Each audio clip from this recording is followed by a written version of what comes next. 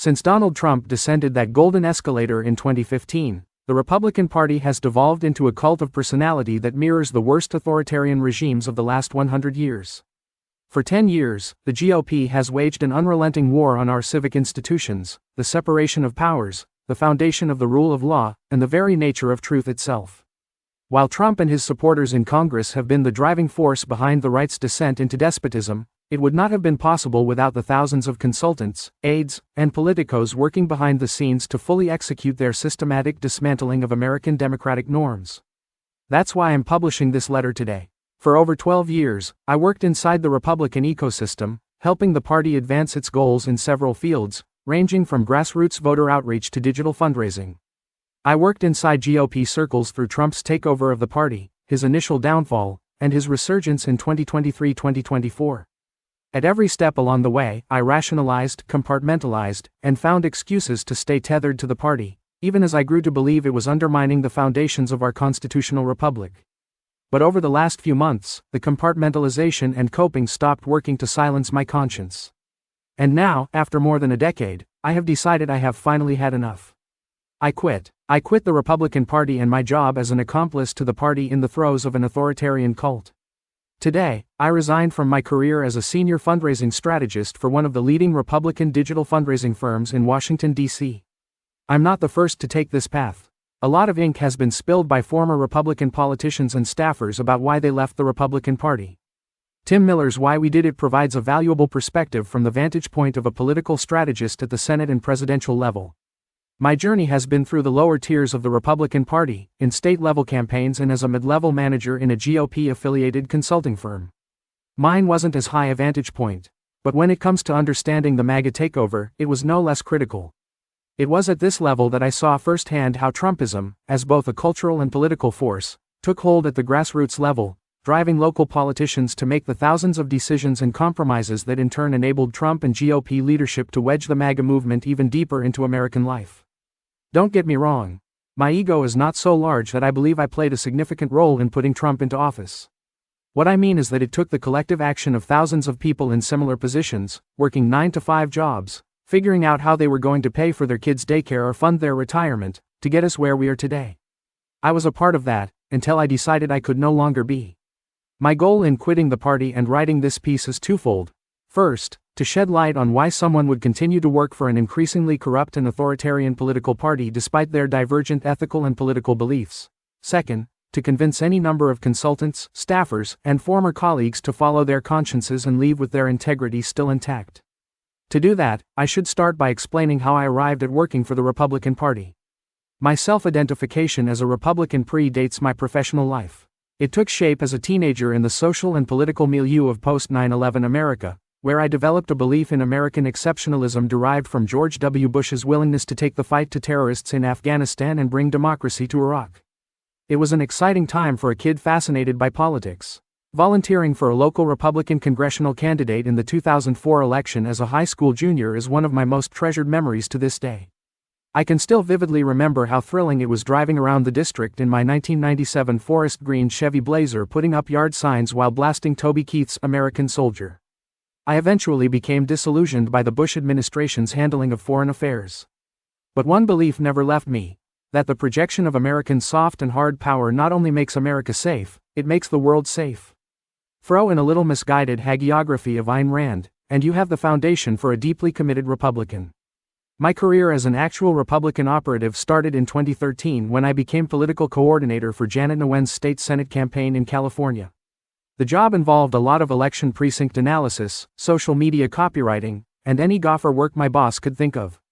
After Janet's victory, I transitioned to her Senate office, ultimately becoming her district director. Janet, who is now a county supervisor in Orange County, was known as a moderate and represented what should have been a solidly Democratic state Senate district in Orange County. While she was a backbencher in a legislature dominated by a Democratic supermajority, she had a compelling story. She was a refugee from Vietnam. She came from nothing and achieved the American dream. Her election, however, came at a moment when the Republican Party had started drifting away from the very things she represented. Much of that drift can be attributed to the influence of one man, Donald J. Trump. I'd like to say that even before Trump burst onto the political scene, my disillusionment had started to set in. Our staff had, for some time, known that there was a toxic strain of know-nothing populism festering at the ground level inside the GOP. Working on Janet's 2014 campaign, we routinely heard volunteers sharing conspiracies over vaccines or Obama's birthplace. We assumed they were a fringe and that keeping them happy was the cost of electing moderates like Janet. Then came June 16, 2015. We watched from our district office as Trump came down the golden escalator and announced his campaign for president. I admit, I didn't initially think it would be a disaster for the country, because I still assumed he was a joke and would lose the primary in a landslide. My concern was over how this would impact Janet's political standing in a district where Latinos held a plurality of the vote. The real anxiety didn't set in until a month later when Trump dropped the John McCain as "not a war hero" line at the Family Leadership Summit in Ames, Iowa. I was walking around a street festival with my girlfriend when I got the text from Janet calling for an emergency staff meeting to discuss a possible response. Everyone was on the call. My personal outrage aside, I thought Janet's story as a refugee of communist Vietnam made issuing a full-throated condemnation the only logical response. She would show Latinos she's willing to stand up to Trump, and she'd appeal to conservatives by standing up for our military. Call it a lack of imagination, but I couldn't wrap my head around her taking any other course of action. However, a consensus rapidly emerged that a non-response was the most prudent course of action. The thinking was that Trump's candidacy was a joke. Why alienate the sliver of voters Trump was holding when he'd be out of the race in a few months? From that point on, my anxiety began to fester. I didn't give up hope of trying to create distance between Janet and Trump. Later in the campaign, I proposed that she write an op-ed about the Syrian refugee crisis, again leveraging her background while calling on America, as the bastion of freedom, to open its doors to those fleeing the Syrian civil war. She loved the idea. The full staff and her consultants didn't. The op-ed was killed. After that, I stopped trying. For the remainder of the 2015-2016 campaign, I tried to pretend Trump didn't exist. When he won the primary, we compartmentalized it by assuming he'd lose the general election to Hillary Clinton. And when that didn't happen, I got drunk with my colleagues at Janet's house. And yet, I kept going. New rationalizations took hold. First, I was working for a moderate who I still believed represented the future of the party. She believed in the efficient use of government services, she didn't belittle immigrant populations, and she firmly believed in American exceptionalism. Second, I was in my late 20s, with a mountain of student loan debt, and still living in my childhood home. The prospect of leaving was too overwhelming to imagine. So, I stayed. We more or less muddled our way through the first 7 months of Trump's presidency, relying on the same head-in-the-sand strategy that got us through 2016, until the Charlottesville Unite the Right rally and the murder of Heather Heyer in August 2017. The images of young white men in polo shirts carrying tiki torches and screaming, "Jews will not replace us," horrified our entire staff.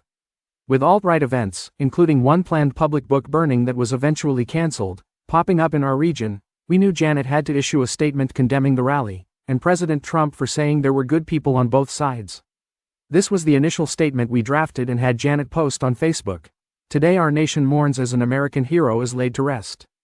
Heather Heyer stood up for our most sacred of American values, equality, freedom, and individual liberty.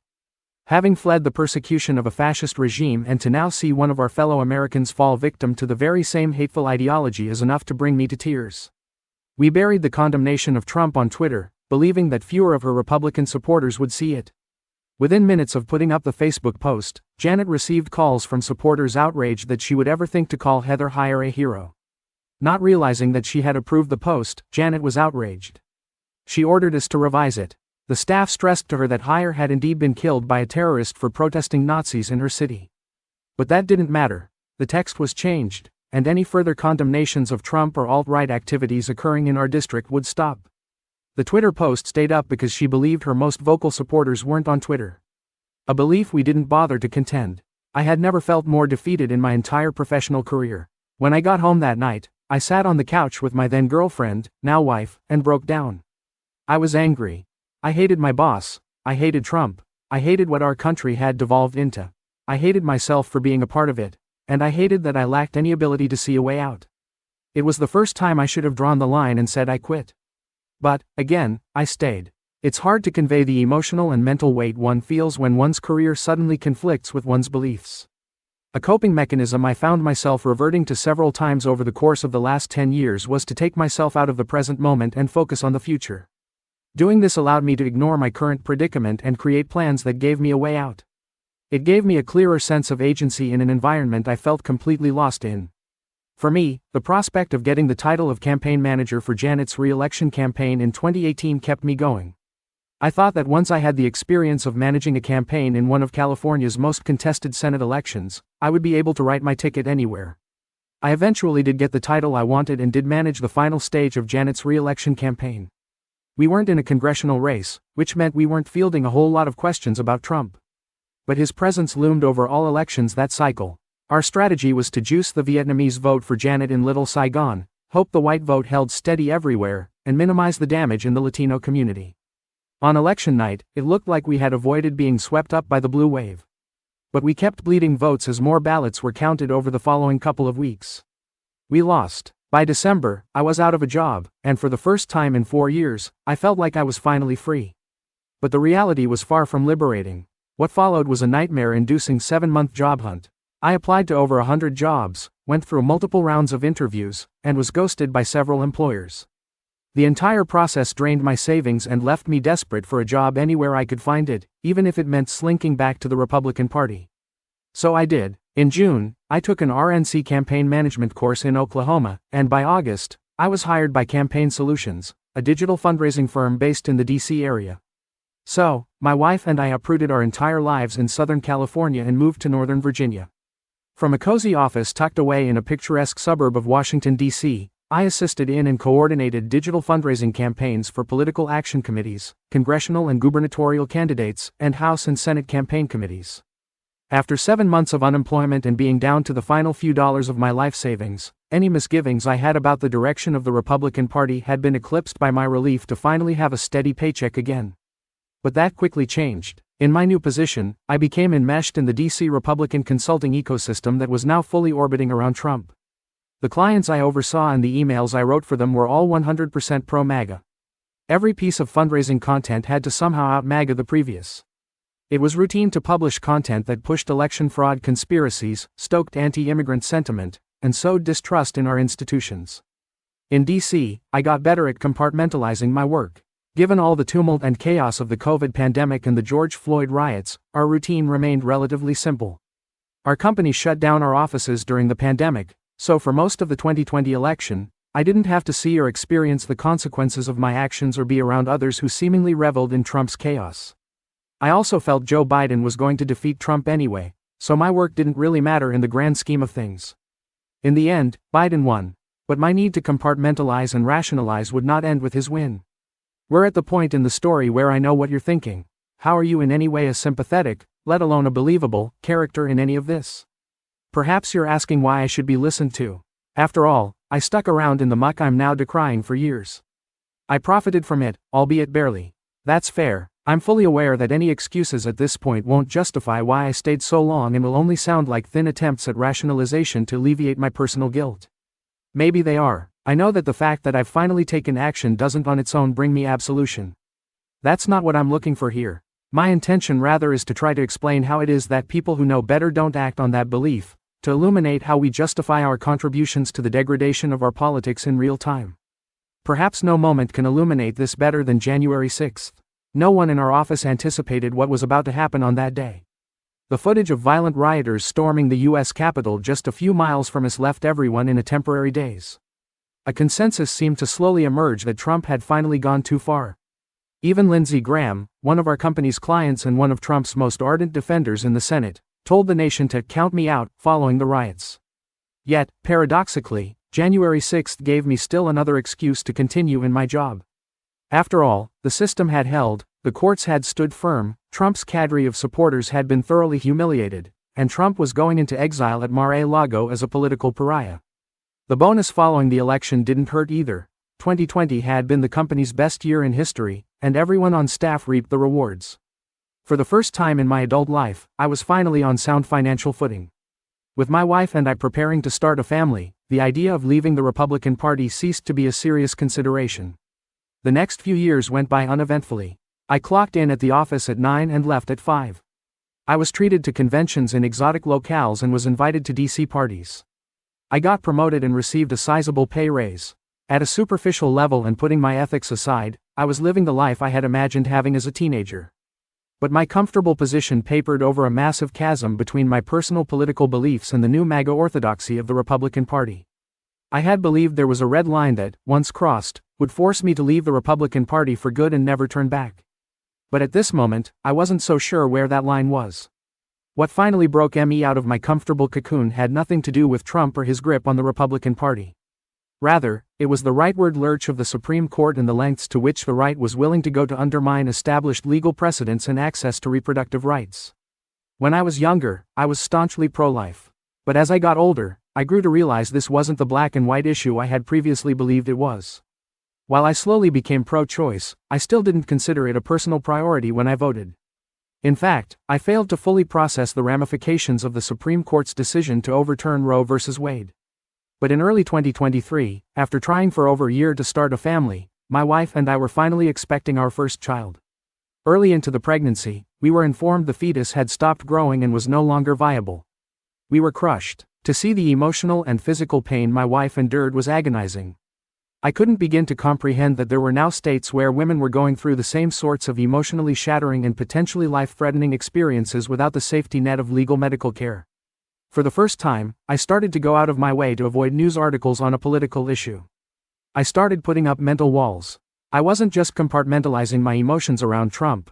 I was walling off my outrage over the contempt the entire conservative movement had toward women and families. When my wife finally became pregnant again, the preparations of becoming a new father distracted me from any anxieties I couldn't compartmentalize, even as Biden's poll numbers continued to slide. But below the surface, anger and resentment simmered over the Dobbs decision and its fallout, which led to the Alabama Supreme Court ruling that created such large legal risks for fertility treatment that many clinics temporarily paused their operations. It was easy to picture my wife and me in the shoes of another couple trying to build a family in this legally fraught environment. To a degree, I understood the selfishness of my reaction. I had been willing to work in a system and for a party that had allowed rulings like these to take hold, that had celebrated them, in fact, only to find it unbearable when I felt personally attacked. It is not to excuse my actions that I note that sometimes a personal experience is what it takes for an awakening like this to occur. I began plotting to leave behind a decade-long career working for the GOP. But just the idea of leaving seemed like a monumental task. I wanted a clean break. But with a kid on the way and almost no professional contacts outside of organizations associated with the Republican Party, I was on a tight schedule. My job hunt was perfunctory at best, limited to reaching out to other former GOP staffers who had left. The minute I became a father, my brief attempt to escape came to an abrupt end. I spent the next 6 months just trying to survive as a new dad. When Biden had his disastrous debate in June 2024, I went into a full media blackout. I was balancing surviving on 3 hours of sleep a night and a full-time job at the peak of the election season. I only paid attention to what I needed to in order to provide the necessary level of service to my clients. I couldn't bring myself to read the news of Trump's inevitable seeming return as president. In the months immediately following Trump's election and swearing in, I resumed my job hunt. I perused LinkedIn and job boards, made some contacts, and sent in my resume to a few potential employers. Admittedly, I could have done more. But once again, my personal life was intervening. I now had a family to help support. The prospect of starting from scratch and blowing up my life was just too overwhelming. Comfort set in once more. Campaign Solutions was one of the most professional, supportive, and collaborative work environments I had experienced. We routinely ate lunch together in the common area and joked over the latest movies and TV shows that had just come out. Ironically, Andor was a smash hit around the office. It was easy to ignore my disgust with my portfolio of clients. So, why now? Why have I arrived at this decision today? At every mile marker, I've rationalized, compartmentalized, and found every excuse to stay. I stayed past Trump's migrants are rapists tirade. The January 6th insurrection wasn't enough for me to leave. His lack of leadership during the COVID pandemic contributed to the deaths of over 1 million Americans, yet I still went into the office. I've made this decision now because our nation has arrived at a moment in its history where staying silent for personal comfort isn't an option anymore. Almost every institutional guardrail holding our constitutional republic together has either broken or has been strained to the point of failure.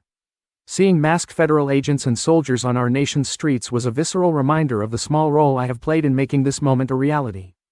It was the moment I fully recognized that the damage I'm doing to our country for the safety of a comfortable office job and a paycheck is no longer an abstract concept I can ignore. I've spent countless sleepless, anxious nights speculating about the future of our country. Questions about whether our family would have access to vaccines, quality education, basic healthcare, and foundational constitutional freedoms we took for granted run on repeat through my head. I know now that if I continue to stay, I won't be able to explain to my children why I didn't take a stand when I had the chance. As you can tell, this was not a decision I arrived at lightly. It took hours of painfully emotional conversations with my wife, family, and friends. How will this affect my career? After a dozen years working in the trenches for Republican bosses and clients, what does my next job look like? I don't know the answers to these questions. Also, will I face any retribution for taking this stand? I'm not a public figure, but at a time when political violence is on the rise and when Republicans are celebrating the use of government as a tool of vengeance against perceived political foes, I can't help but wonder whether I am putting a target on my back. These are questions no American should have to face. But if we're going to make it through this dark period in our history, we need to be asking these uncomfortable questions and having these difficult conversations. That underscores why I felt compelled to say something rather than just walk away silently. I wish I had realized this sooner, and I applaud my colleagues who did so long before me. For those who remain and who harbor doubts about what the Republican Party has become, this is my message to you. I know the thought of walking away from your career and your familiar social network is terrifying. I urge you to recognize that our nation is heading down a very dark path. But it's not too late to change direction. If you believe in this country, now is the time to refuse to ferry its destruction for a tainted livelihood.